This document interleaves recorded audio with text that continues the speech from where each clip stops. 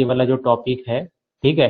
तो पहले तो हम इसको कवर करेंगे and then we will start mass transfer. In the mass transfer we will discuss some basic concept और some basic formulas in the mass transfer. After that we will move to the fixed law of diffusion which is one of the important topic of the mass transfer. Okay, तो mass transfer में से ज्यादा कुछ नहीं आता है। Mass transfer में से जो तुम्हारे एक्सटर्नल एग्जामिनेशन में आता है that is the fixed law of diffusion. Okay, so you must be clear that what you should read from these two chapters, ठीक है। From the chapter 2 that is boiling and condensation you have to read the different boiling regimes, ठीक है। जो different boiling regimes पढ़ाए हैं वो पढ़ना है।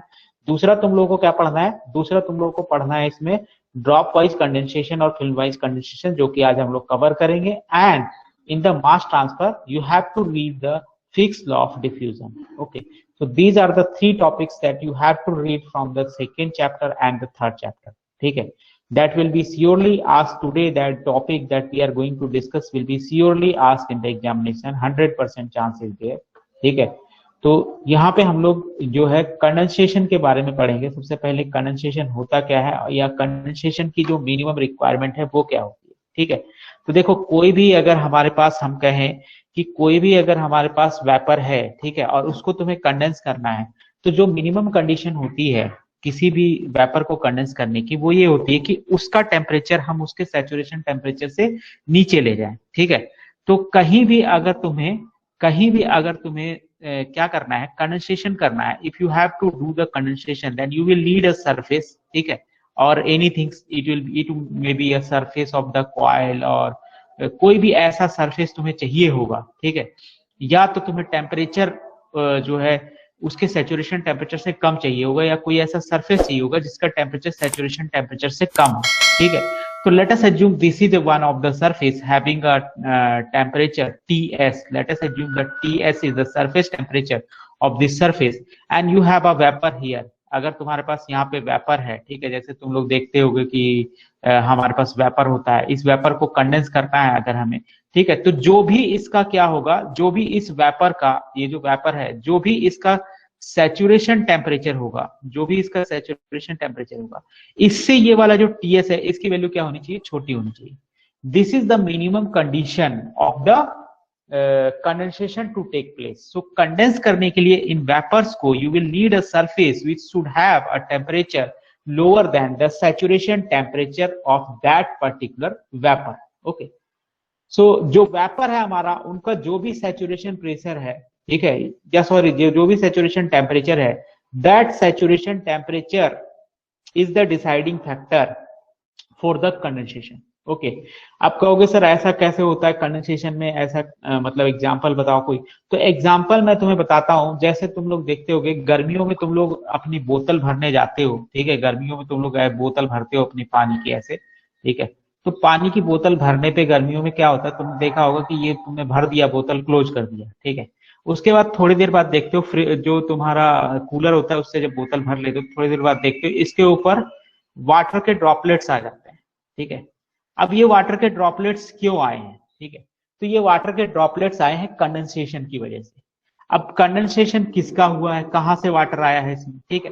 तो जो सराउंडिंग की एयर है, जो सराउंडिंग की एयर है, जो भी सराउंडिंग की एयर है, इस एयर में हमेशा कुछ ना कुछ क्या होता है, वाटर वेपर प्रेजेंट होता है। So there is always water vapour present in this air. Okay, and होता क्या है कि ये जो बोतल में तुमने पानी भरा है, ठीक है, इस पानी का जो टेम्परेचर है वो काफी कम है जो इस वाटर वेपर का सैचुरेशन टेम्परेचर है, ठीक है। जनरली जो तुम पानी भरते हो गर्मियों में, उसका टेम्परेचर कितना रहता है, 15-16 डिग्री सेंटीग्रेड के आसपास कह सकते हो कि रहता है, ठीक है।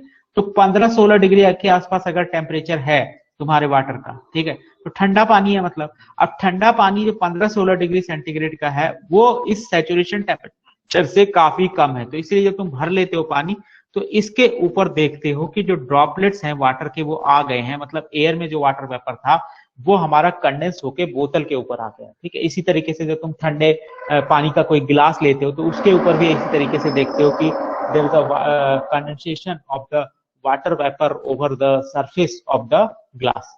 ओके, सो बेसिकली जो कंडेंसेशन होता है, ठीक है, उसमें हम लोग बात करते हैं बिहेवियर ऑफ कंडेंसेशन की। तो कंडेंसेशन दो तरीके से होता है, या तो ड्रॉप की फॉर्म में होगा या तो फिल्म बनेगी, ठीक है, या तो लिक्विड की फिल्म बन जाएगी या तो ड्रॉप की फॉर्म में होगा, एक एक ड्रॉप लिक्विड का कंडेंस होता जाएगा। ठीक है, तो देखो depending upon the behavior of the condensate upon the cooled surface, the condensation process has been categorized into two distinct modes. Okay, first one is the film wise condensation and the second one is the drop wise condensation. Okay, so the drop wise condensation and the film wise condensation is a different form of condensation that occurs according to the different surface and the liquid properties. Okay, so surface और liquid के ऊपर depend करता है कि कौन सा condensation होगा, film condensation होगा कि ड्रॉप कंडेंसेशन होगा। ठीक है, तो अब कहाँ फिल्म कंडेंसेशन होगा और कहाँ ड्रॉप कंडेंसेशन होगा, ठीक है, ये हमारे लिए जानना जरूरी है। ठीक है, एक और चीज मैं तुम्हें यह बताना चाहूंगा कि जब भी कंडेंसेशन होगा, मान लो ये वेपर से किस में कन्वर्ट हुआ है, लिक्विड में कन्वर्ट हुआ है। ठीक है, कोई भी वेपर होगा वो लिक्विड में कन्वर्ट होगा, तो हमेशा कौन सी हीट इन्वॉल्व होगी? अगर वेपर से लिक्विड में कन्वर्ट हुआ है तो हमेशा कौन सी हीट रिलीज होगी? द लेटेंट हीट जो होगी, ठीक है, लेटेंट हीट हमेशा क्या होगी? रिलीज होगी। ठीक है, अगर तुम किसी भी वेपर को लिक्विड में कन्वर्ट करना चाहते हो तो उसकी लेटेंट हीट तुम्हें क्या करनी पड़ेगी? लेनी पड़ेगी, जो वो रिजेक्ट करेगा, तभी तुम उसको कन्वर्ट कर पाओगे किसमें?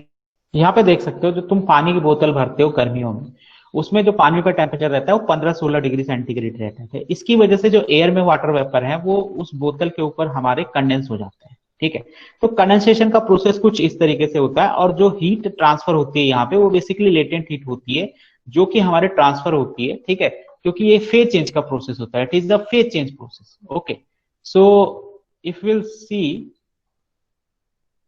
there is a drop by, if you see the drop wise condensation and the film wise condensation, तो यहाँ पे देखो डायग्राम बना हुआ है। ठीक है, इस डायग्राम में देख सकते हो कि एक सरफेस है हमारे पास और एक यहाँ पे फिल्म है। ठीक है, और इस फिल्म में देख सकते हो कि इस फिल्म का जो हमारा थिकनेस है वो जैसे जैसे नीचे जा रहे हैं हमारा बढ़ रहा है। ठीक है, ये ड्रॉप वाइज कंडेंसेशन का डायग्राम।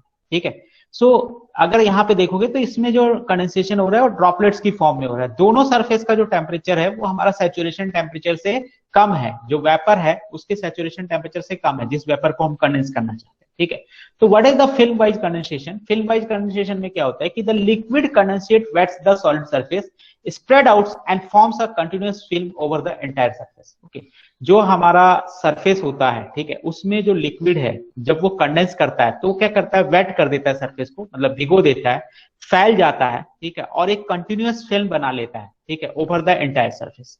उसके बाद क्या होता है कि जो लिक्विड है, जो हमारा लिक्विड बना है, that flows down the cooling surface under the action of gravity and the layer grows in thickness because of newly condense vapours. Okay, तो होता क्या है कि एक्चुअली जैसे जैसे हम आगे बढ़ते हैं, जैसे जैसे टाइम जाता है, तो ये धीरे धीरे अपनी जो थिकनेस है वो ग्रो करता रहता है जैसे जैसे नीचे की तरफ बढ़ोगे, क्योंकि और ज्यादा वेपर हमारे कंडेंस होते रहते हैं। तो ये जो फिल्म की थिकनेस है वो जैसे जैसे नीचे जाओगे वैसे वैसे ग्रो करता है। ठीक है, under the action of gravity, जैसे जैसे तुम्हारा लिक्विड जो है कूलिंग सरफेस से फॉल करता है या फ्लो करता है डाउनवर्ड डायरेक्शन। ठीक है, सो इसकी वजह से होता क्या है कि जो वेपर है, मान लो ये वेपर है, ठीक है, अगर यहाँ पे वेपर है तो ये वेपर अब डायरेक्टली इस सरफेस के कांटेक्ट में नहीं आ सकते।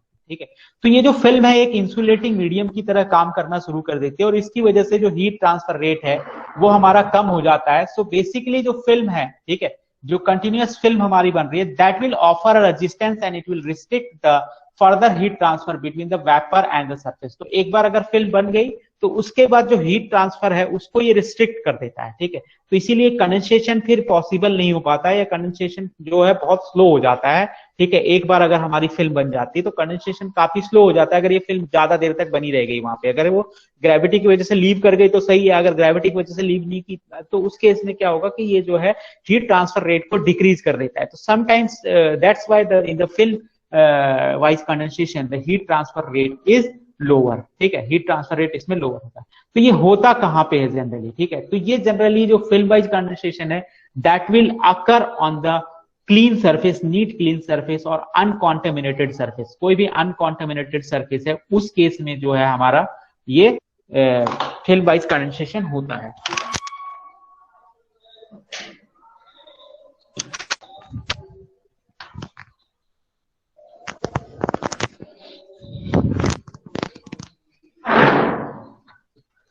So this is all about film wise condensation. ठीक है, तो film wise condensation generally it will occur on the clean और अनकॉन्टेमिनेटेड सरफेस, ठीक है।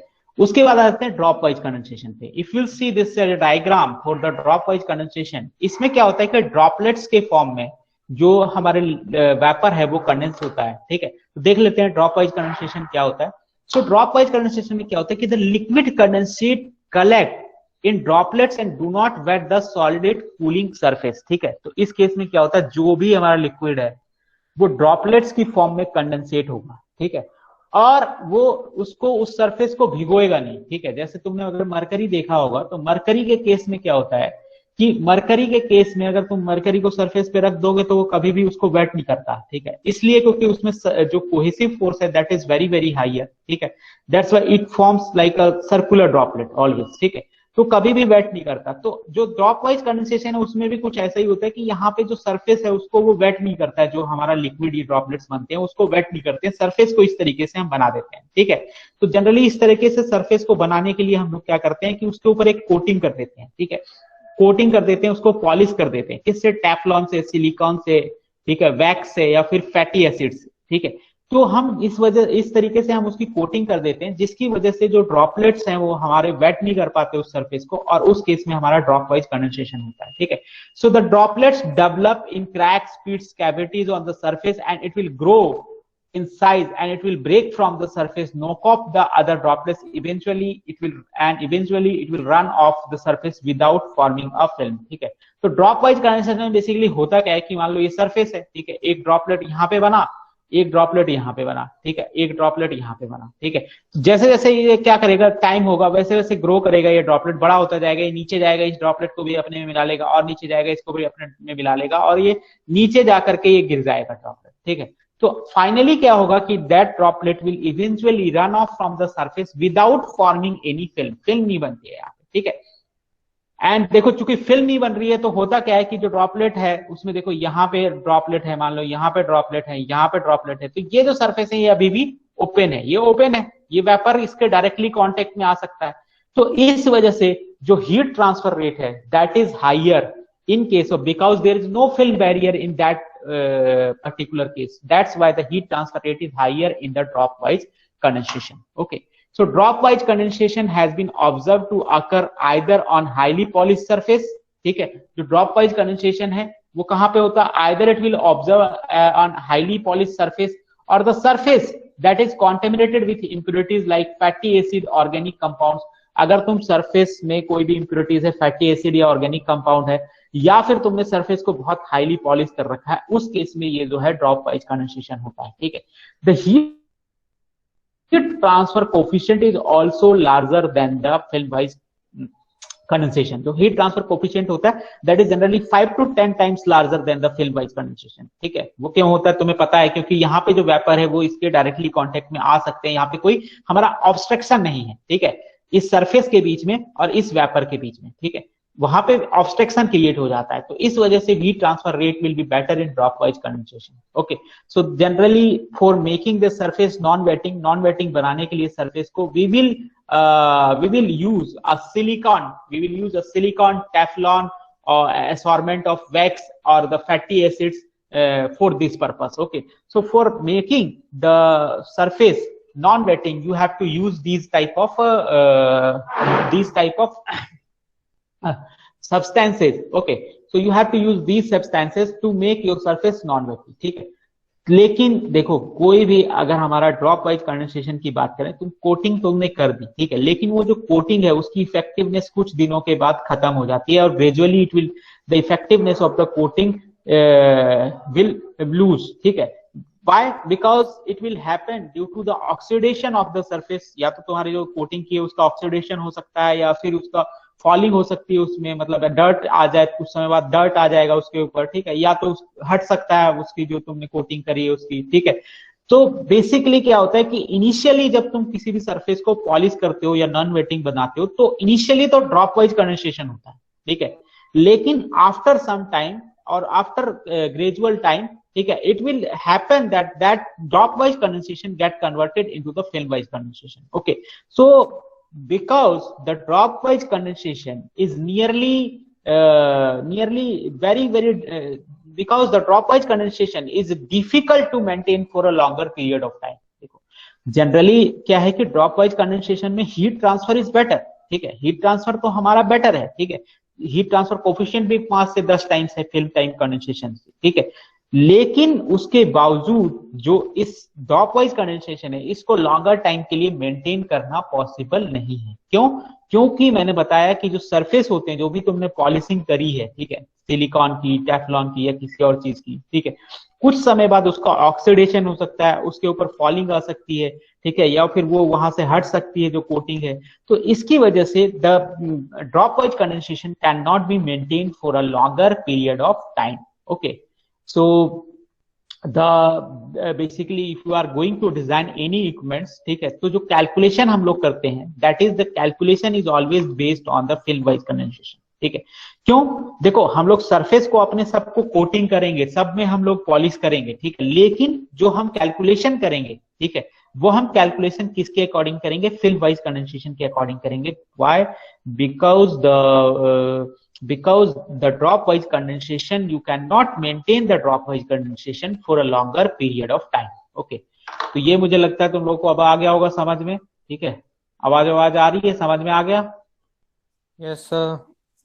तो ये तुम्हारा था ड्रॉप वाइज कंडेंसेशन, ये तो पूरा ही मैंने पढ़ा दिया था, दोबारा से मुझे पढ़ाना पड़ा, ठीक है, तो ये पूरा ही पहले ही बता दिया करो ना, तुम लोग कॉल कर दिया करो मेरे नंबर पे अगर इस तरह की कोई भी दिक्कत हो तो पहले ही कॉल कर दिया करो, आवाज नहीं आ रही हो या कोई ऐसी प्रॉब्लम, कॉल किया करो, मैसेज, क्योंकि क्या होता है ना कि अगर मैं इसमें हूँ तो मैसेज फिर मैं देखता नहीं हूँ, ठीक है। तो मैंने पहले मैसेज ही करा था आपको, इससे पहले जब एक बार हटा था तो आपने लेट ही देखा था जब तक क्लास ओवर हो गई। मैसेज मत किया करो, सीधा कॉल कर दिया करो, अगर ऐसी कोई दिक्कत आती है तो कॉल कर दिया करो, तो कॉल में ये पता चल जाएगा, ठीक है, क्योंकि मैसेज देखता नहीं हूँ, फिर वो फोन पिकअप कर लूंगा अगर फोन करोगे तो यही है, ये हमारा ड्रॉप वाइज कंडेंसेशन और फिल्म वाइज कंडेंसेशन का जो था ये था, ठीक है। आज तुमसे देखो पूछा जाएगा, क्या पूछा जाएगा? Difference between the dropwise condensation and the filmwise condensation, ठीक है। तो फिल्म वाइज कंडेंसेशन और ड्रॉप वाइज कंडेंसेशन में क्या डिफरेंस है? देखो पहला डिफरेंस तो ये हो गया कि फिल्म वाइज कंडेंसेशन में फिल्म बनेगी, ठीक है, और वो फिल्म जैसे जैसे तुम नीचे की तरफ मूव करोगे, ठीक है, ग्रेविटी की वजह से जो है लिक्विड और मूव करते जाते हैं और फिल्म की जो थिकनेस है वो इंक्रीज होती जाएगी, ठीक है। जबकि जो हमारा ड्रॉप वाइज कंडेंसेशन है उसमें ड्रॉपलेट्स बनेंगे, ठीक है, ड्रॉपलेट्स के फॉर्म में कंडेंसेशन होगा, ठीक है, पहला डिफरेंस तो यही हो गया। दूसरा डिफरेंस ये है कि जो फिल्म वाइज कंडेंसेशन है उसमें film will act as a insulating medium, okay, but in the dropwise condensation there is no insulating surface और insulating the droplets do not act as a insulating medium, जो some parts है वो हमेशा open रहता है for the vapors, ठीक है। So the film wise condensation the heat transfer is lower than the drop wise condensation, क्योंकि वो फिल्म जो है वो एक इंसुलेशन की तरह काम करने लगती है और इसकी वजह से जो तुम्हारा कंडेंसेशन का प्रोसेस है वो इफेक्ट होता है, ठीक है। लेकिन जो ड्रॉप वाइज कंडेंसेशन है उसमें हमारे पास जो है वो चीज नहीं होती, वहां फिल्म नहीं बनती, ठीक है, तो इसीलिए जो वेपर है वो डायरेक्टली सरफेस के कांटेक्ट में आ सकते हैं, तो इसीलिए जो हमारा ड्रॉप वाइज कंडेंसेशन है वो हमारा क्या होता है, मोर इफेक्टिव होता है, ठीक है। अगर हम बात करें हीट ट्रांसफर कोफिशिएंट की, तो heat transfer coefficient drop wise condensation में जनरली 5 से 10 टाइम्स ज्यादा होता है फिल्म वाइज कंडेंसेशन के उसमें, ठीक है। अगर हम बात करें कि डिजाइन कैसे करेंगे हम अपने इक्विपमेंट्स को, तो डिजाइनिंग हमेशा फिल्म वाइज कंडेंसेशन के अकॉर्डिंग ही, मतलब जो calculation will be always taken according to the filmwise condensation, but the basically we will coat our surface of our equipment, ठीक है, because the drop wise condensation cannot be maintained for a longer period of time में हम जो है drop wise condensation को maintain नहीं कर सकते हैं, जबकि जो ड्रॉप वाइज कंडेंसेशन है डिजायरेबल है, लेकिन इसकी सबसे बड़ी प्रॉब्लम यही है कि इसको तुम लॉन्गर टाइम के लिए मेंटेन नहीं कर सकते हो, ठीक है। तो this is the basic problem in the dropwise condensation, okay. So ये तो हमारा हो गया जो है फिल्म वाइज कंडेंसेशन और ड्रॉप वाइज कंडेंसेशन की हमने बात कर दी। अब हम लोग आज सीधा हम उस पे आ जाएंगे जो हीट ट्रांसफर है, ठीक है, इसके बाद इसमें अब कोई भी टॉपिक नहीं है, ठीक है। तो ये हमारा बॉइलिंग एंड कंडेंसेशन का चैप्टर यहाँ पे खत्म हो जाता है, then we will start the new chapter and the new chapter is mass transfer, okay. So जो नेक्स्ट चैप्टर है हमारा, ठीक है, इसमें आज हम कुछ चीजें हम लोग पढ़ लेंगे, फिक्स लॉ ऑफ डिफ्यूजन तो नहीं हो पाएगा आज, तो हम लोग मास ट्रांसफर की कुछ बेसिक्स चीजें देख लेते हैं, ठीक है। So the third chapter is mass transfer, okay, so the third chapter is mass transfer. तो मास ट्रांसफर की हम यहाँ पे बात करेंगे। तो मास ट्रांसफर बेसिकली क्या होता है, ठीक है। तो बेसिकली देखो मास ट्रांसफर की हमें जरूरत क्यों पड़ी, सबसे पहले तो हमें ये पता होना चाहिए, ठीक है। सो द मास ट्रांसफर में क्या होता है, एक्चुअली देखो ये मास ट्रांसफर जो है केमिकल इंजीनियर बहुत ज्यादा यूज करते हैं मास ट्रांसफर का। तो मास ट्रांसफर में जैसे क्या होता है, कोई भी तुम्हें प्रोडक्ट बनाना है, ठीक है, तो उसके लिए कुछ प्रोसेस से तुम्हें गुजरना पड़ता है। जैसे अगर तुम्हारे पास कोई भी रॉ मटेरियल है, if you have a raw material, ठीक है, तो रॉ मटेरियल को तुम क्या करोगे कि रॉ मटेरियल में कुछ कह सकते हैं कि यहाँ पे कुछ फिजिकल चेंजेस इसमें लाओगे, ठीक है, कुछ फिजिकल चेंजेस लाओगे, ठीक है, फिजिकल चेंजेस, और कुछ क्या लाओगे, कुछ केमिकल चेंजेस लाओगे। You have to make some chemical changes also, ठीक है, chemical changes, then you will get a product, ठीक है। कोई भी प्रोडक्ट बनाने के लिए you have to take the raw material, you have to make some physical changes, you have to make some chemical changes, then you will get the some product, ठीक है। तो जो फिजिकल चेंजेस लाने का process होता है इसको generally हम लोग बोलते हैं यूनिट ऑपरेशन, ठीक है, इसको हम लोग बोलते हैं unit operation, unit operation, okay. और जो केमिकल चेंजेस लाते हैं इसको बोलते हैं यूनिट प्रोसेस, इसको जनरली हम लोग बात करते हैं यूनिट प्रोसेस बोलते हैं, ठीक है। It is called as unit process for the chemical process, ठीक है, केमिकल चेंजेस, ठीक है। तो जो यूनिट जो फिजिकल चेंजेस हम जनरली लाते हैं उसमें क्या क्या चीजें इन्वॉल्व होती है, इसमें कई सारी चीजें इन्वॉल्व हो सकती है। इसमें तुम्हारा मैकेनिकल ऑपरेशन कोई भी इन्वॉल्व हो सकता है, ठीक है, देयर में बी सम मैकेनिकल ऑपरेशन, ठीक है, मैकेनिकल ऑपरेशन हो सकता है, मास ट्रांसफर हो सकता है, ठीक है, मास ट्रांसफर इसमें इन्वॉल्व होगा, फ्लूइड मैकेनिक्स इन्वॉल्व होगी, ठीक है, फ्लूइड मैकेनिक्स इन्वॉल्व होगी। उसके बाद इसमें हीट ट्रांसफर भी इन्वॉल्व हो सकती है, ठीक है, heat transfer. So these are the quantity or these are the terms that is basically involved in this unit operation, okay. So why we need the mass transfer, mass transfer की हमें देखो जरूरत क्यों पड़ी, देखो हर चीज को हम मैकेनिकल ऑपरेशन से नहीं कर सकते हैं, ठीक है। जैसे अगर मैं कहूं कि मैंने तुम्हें एक स्लरी दिया, ठीक है, स्लरी दिया, स्लरी में कोई दो टाइप के मटेरियल थे जो मिक्स हैं, दो टाइप के मटेरियल मिक्स किए हुए हैं, मैं कहूं कि इसको अलग अलग करना है, क्या करोगे, एक छन्नी लोगे और छन्नी से छान लोगे भाई, ठीक है। अगर दो चीजें मिक्स हैं तो एक छन्नी लेकर के छान लोगे तो मटेरियल क्या हो जाएंगे, अलग हो जाएंगे, ठीक है, you can separate the material, ठीक है। But if I will give a mixture of two gases, ठीक है, that is miscible with each other, ठीक है। अगर मैं कहूं कि मैंने तुम्हें कोई ऐसी गैस दे दी जो कि दो गैसों का मिक्सचर है और मैं ये कहूं कि दोनों गैसों को अलग अलग करना है, तो क्या छन्नी से छानने से वो अलग अलग हो जाएंगे, नहीं हो सकते, ठीक है। सो मैकेनिकल ऑपरेशन से तुम उनको अलग नहीं कर सकते हो, so you will need some chemical operation. So जो केमिकल ऑपरेशन बेसिकली हम लोग यहाँ पे यूज करते हैं वो मास ट्रांसफर की वहां पे हमें जरूरत पड़ती है, उस केमिकल ऑपरेशन को जानने के लिए हमें मास ट्रांसफर की जरूरत पड़ती है।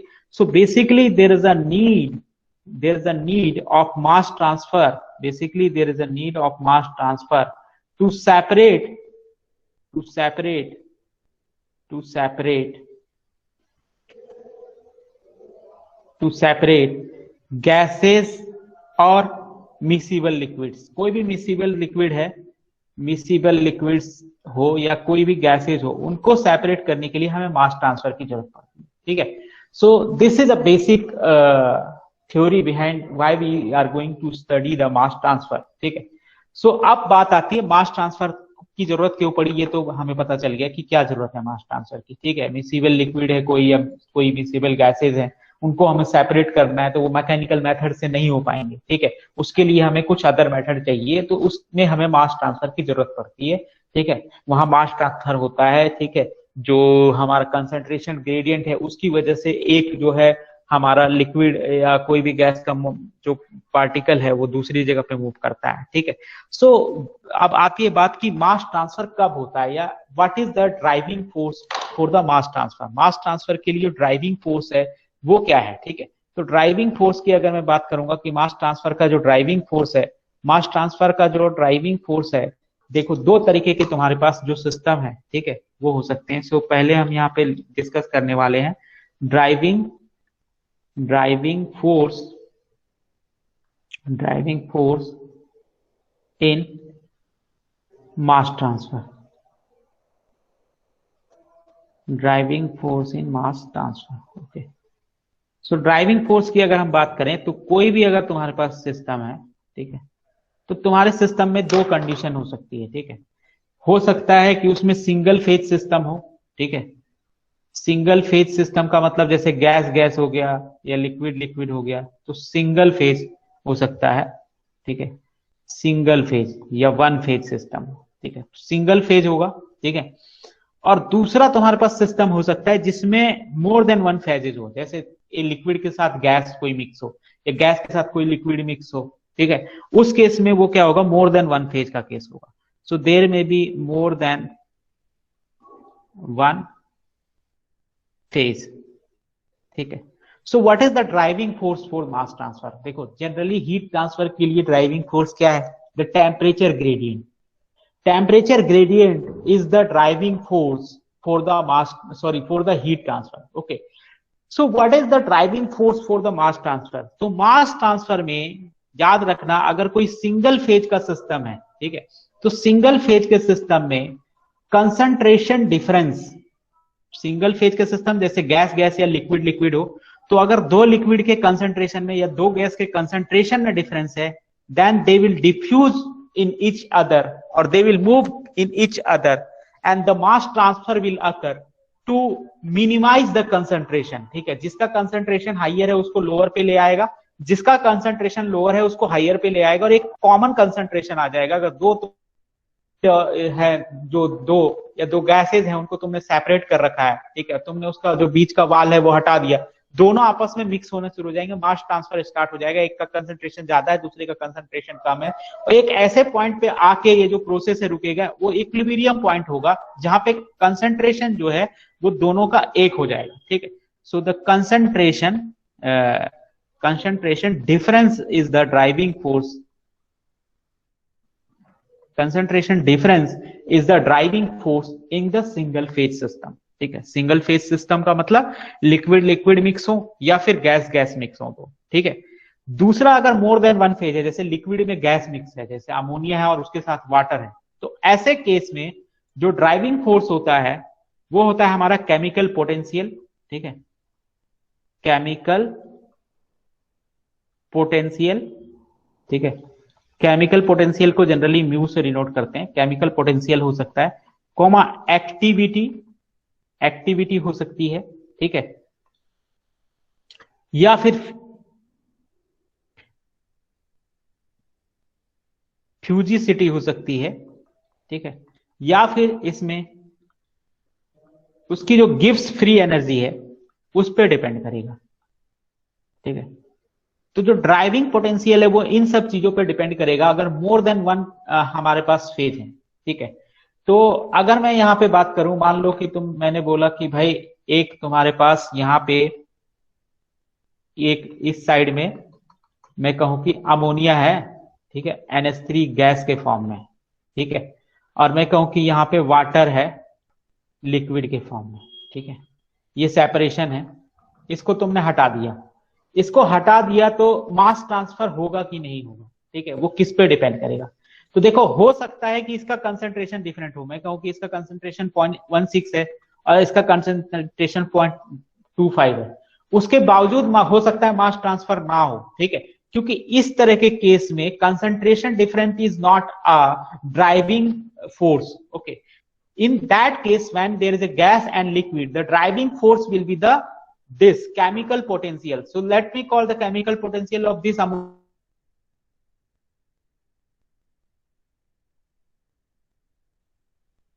mass transfer, okay. तो उस केस में क्या होगा, मास ट्रांसफर होगा, ठीक है, अगर दोनों के केमिकल पोटेंशियल में डिफरेंस है, ओके। तो इस तरीके से जो है हमारा मास ट्रांसफर होता है, ठीक है।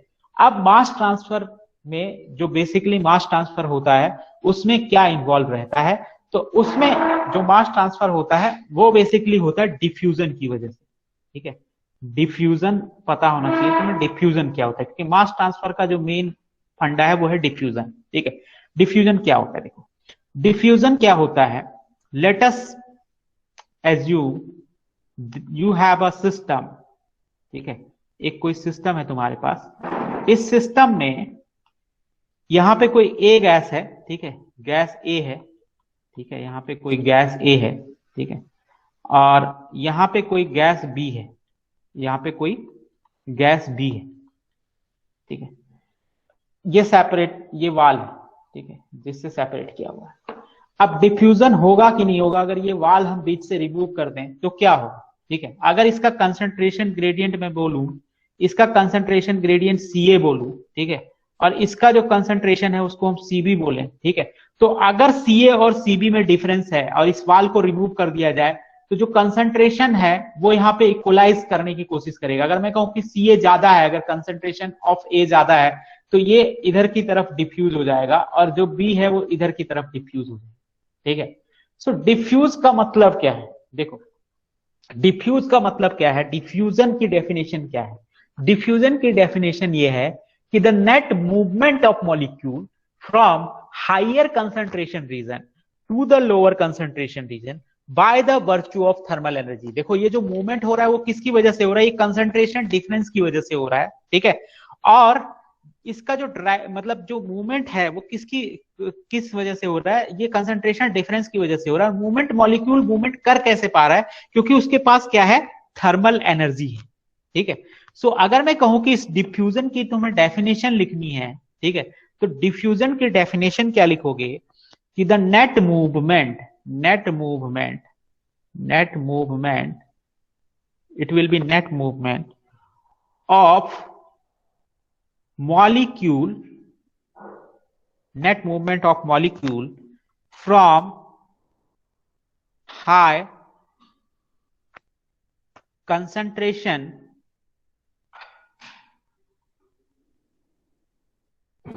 region to low concentration region by virtue of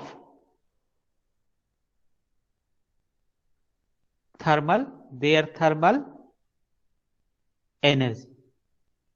Okay, so it is the net movement of the molecules from high concentration region to the low concentration region by virtue of their thermal energy, that is called basically the diffusion.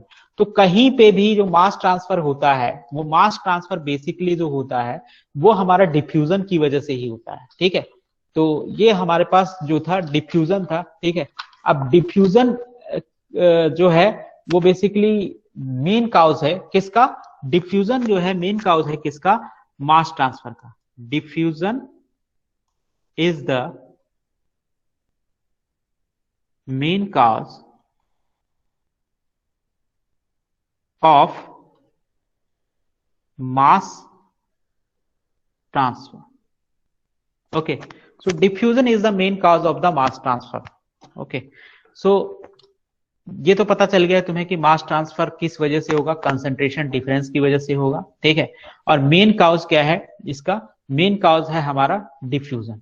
Okay, अब जो mechanism होता है mass transfer में, ठीक है, वो दो तरीके से मास ट्रांसफर हो सकता है, या तो कंडक्टिव और बाय डिफ्यूजन या मॉलिक्यूलर हो सकता है, कंडक्टिव या मॉलिक्यूलर हो सकता है, दूसरा कन्वेक्टिव हो सकता है, ठीक है। जो मैकेनिज्म है कन्वेक्टिव और कंडक्टिव, तो नेक्स्ट क्लास में मैं बताऊंगा कि जो मैकेनिज्म है मास ट्रांसफर का क्या होता है। कुछ हम लोग जनरल क्वांटिटीज डिस्कस करेंगे, जो हम लोग को फॉर्मूलेज पता होने चाहिए वो हम लोग डिस्कस करेंगे, and then after we will discuss the Fick's law of diffusion. Okay, so आज टाइम ऑलरेडी ओवर हो चुका है, सो वी विल